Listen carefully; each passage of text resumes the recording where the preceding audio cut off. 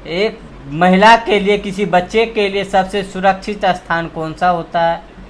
जब ये सोचेंगे तो आप सोचते ही रह जाएंगे, क्योंकि पेट में पलने से लेके और उसके बूढ़े होने तक हर जगह उसे हर समय हर समस्याओं को सामना करना पड़ता है।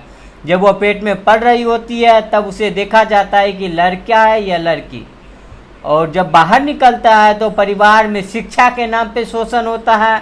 स्कूल जाती है तो कुछ अलग तरीक़े से शोषण हो जाता है, बड़ी होती है तो शादी के बाद शोषण हो जाती है, और इसीलिए उन्हें कहीं भी जाए, किसी भी हाल में रहो, कहीं ना कहीं उसे शोषण का शिकार होना ही पड़ता है। ऐसे ही आज की कहानी हम आपको सुनाने जा रहे हैं। एक लड़की ने वर्दी पहनी हुई, यह सोच के पहनी कि उन्हें बच्चों को, महिलाओं को, सभी तरह से सभी धर्मों को इंसाफ दिलाएंगे। लेकिन एक वक्त ऐसा आता है कि वह खुद का शोषण होने लगता है, और वो भी यौन शोषण होने लगता है, मारपीट होने लगती है, और वो विरोध करने की स्थिति भी नहीं थी।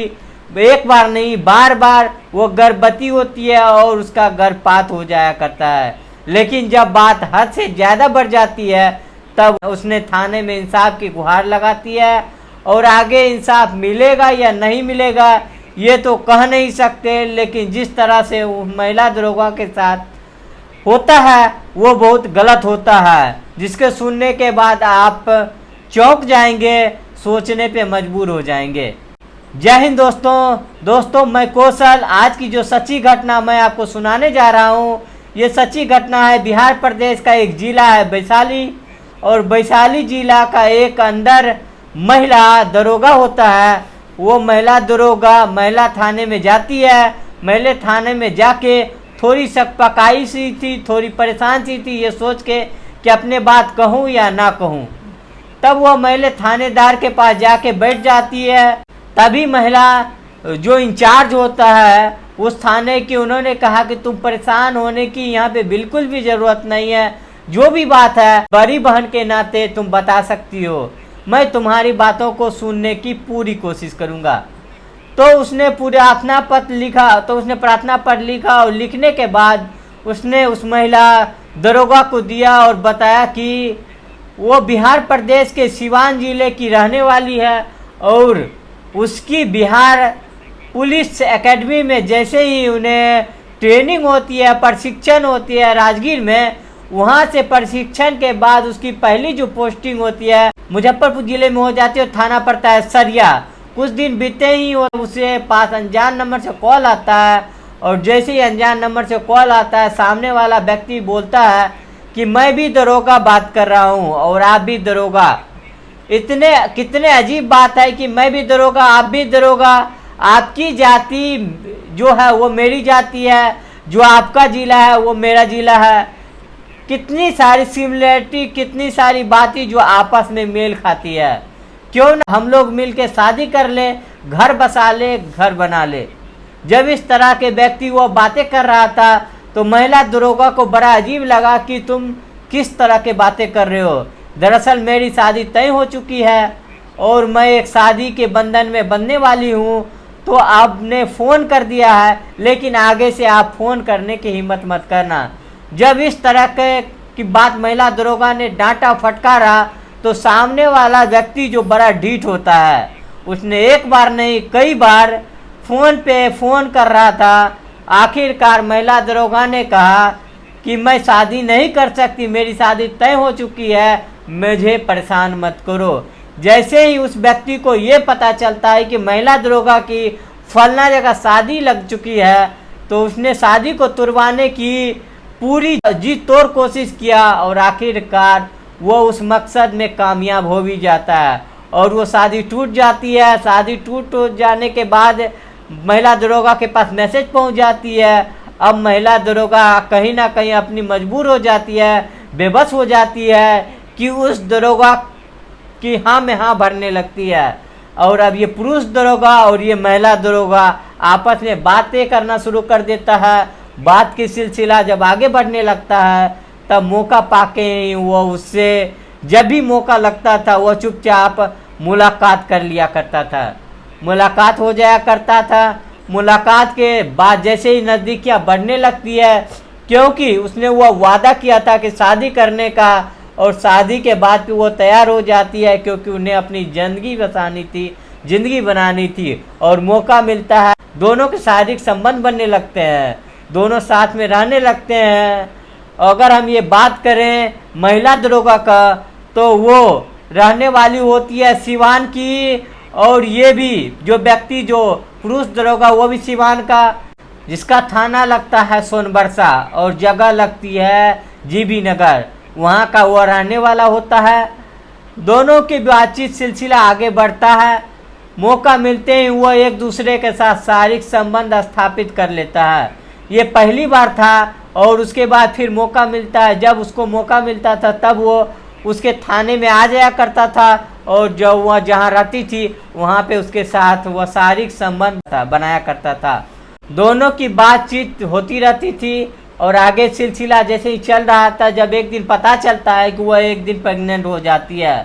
प्रेग्नेंट के पता इस तरह चलता है कि महिला दरोगा के पेट में बहुत तेज़ी से दर्द होने लगता है।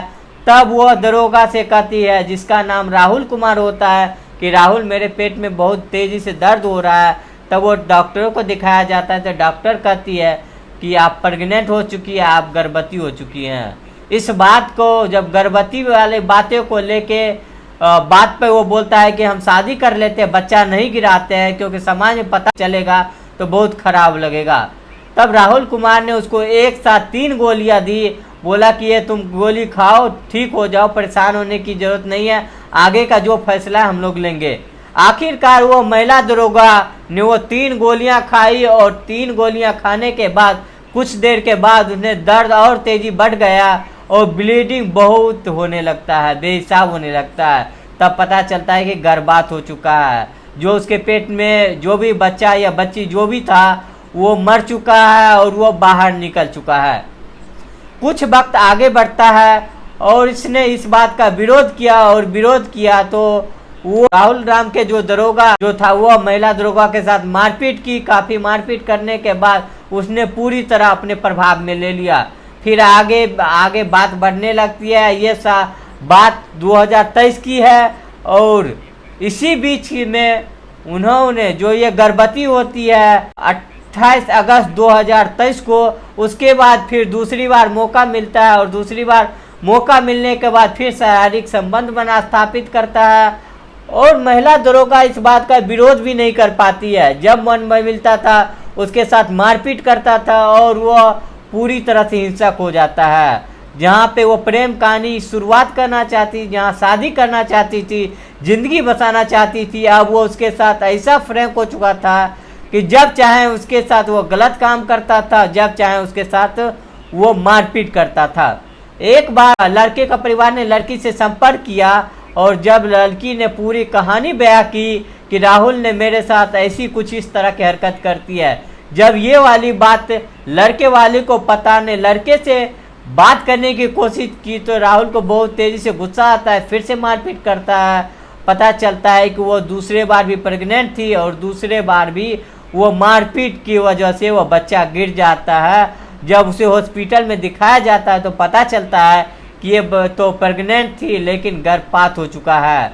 वक्त आगे बढ़ता है। आखिरकार उसने किसी तरकीब से मनाने की कोशिश की, और 4 मार्च 2024 को तिलक की तारीख तय होती है, और 11 मार्च 2024 को शादी की तारीख तय होती है। बताया जाता है कि तिलक जो होता है, तिलक के उत्सव में कुछ काफ़ी लेन देन की बात भी होती है, लेकिन बारात की बात नहीं होती है। यानी कि बारात आती जाती नहीं है, और शादी की जो बात है वो अब तक शादी होती ही नहीं है। यानी कि उन्हें झूठ की बुनियाद पे रिश्ते को कायम किया गया, और उसने बनता ही नहीं है। और वो महिला दरोगा इतना परेशान हो जाती है कि वो इतना परेशान हो जाती है कि शिकायत करे तो क्या करे। जब भी वो शादी की बात करती थी तो मारपीट होता था। अब दोनों की पोस्टिंग अलग अलग जगह पे हो जाती है। महिला पहुंच जाती है वैशाली ज़िले में, और जो पुरुष दरोगा होता है वो पहुंच जाता है शिवहर ज़िले के अंदर। अब वहाँ पे एक दूसरे से अलग हो जाते हैं। इसी बीच जो शादी के जो बात होती है, वो शादी को लेके दरोगा तैयार नहीं होता है, और मारपीट करने पे उतारू हो जाता है।